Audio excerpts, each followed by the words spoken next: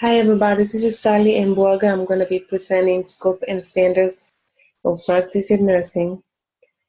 The standards of practice and the profession of nursing organization has a responsibility to its members and the public to develop the scope and standards of its profession's practice. In the US, it's the American Nurses Association that has taken this responsibility to develop and publish the standards of practice. How does the scope and standards of practice guide nursing? The scope of practice and statement describes the who, what, where, when, why, and how of nursing practice. The scope and standards guide nursing practice in the following ways. It defines the authority of the Board of Nursing, defines nurses' responsibilities, identify type of license and titles, outlines requirements for obtaining licensure. It protects titles and identifies grounds for disciplinary actions. So what are standards? The standards of professional nursing practice are authoritative statements of the duties that all registered nurses, regardless of role, population, or specialty, are expected to perform competently. The standards are used to guide nurses in providing safe, quality, patient-centered care. Why are these of value to nurses? They provide legal boundaries for practice.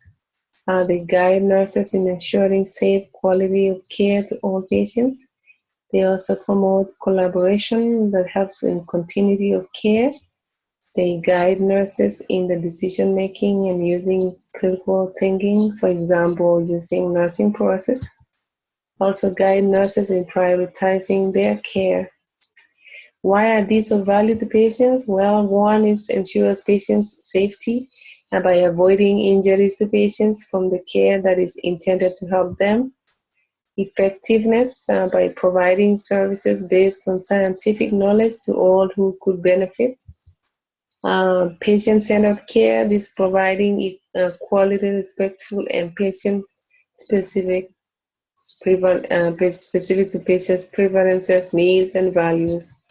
Also helps making sure the patient gets care in timely manner by reducing waiting time and harmful delays for both the patients and the caregivers.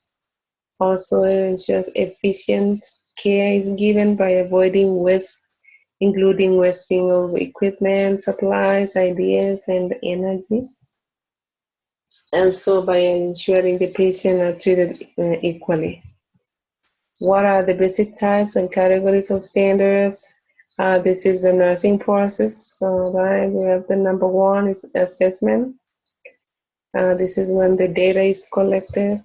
Number two is diagnosing or analyzing data.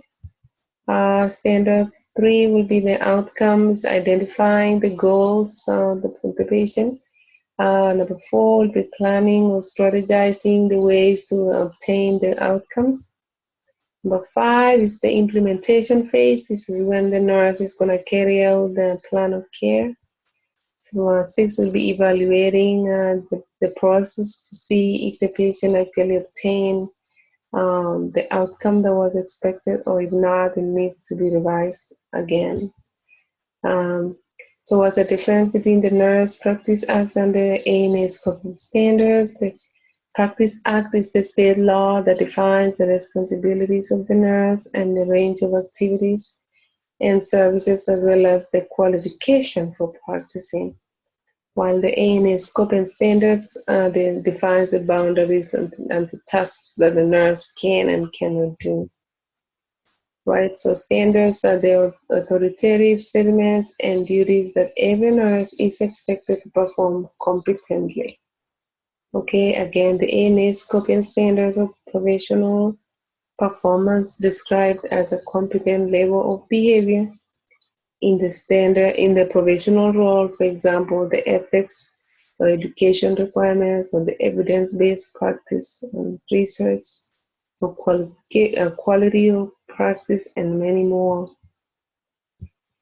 Okay, this is my references, and Thank you very much for watching my presentation.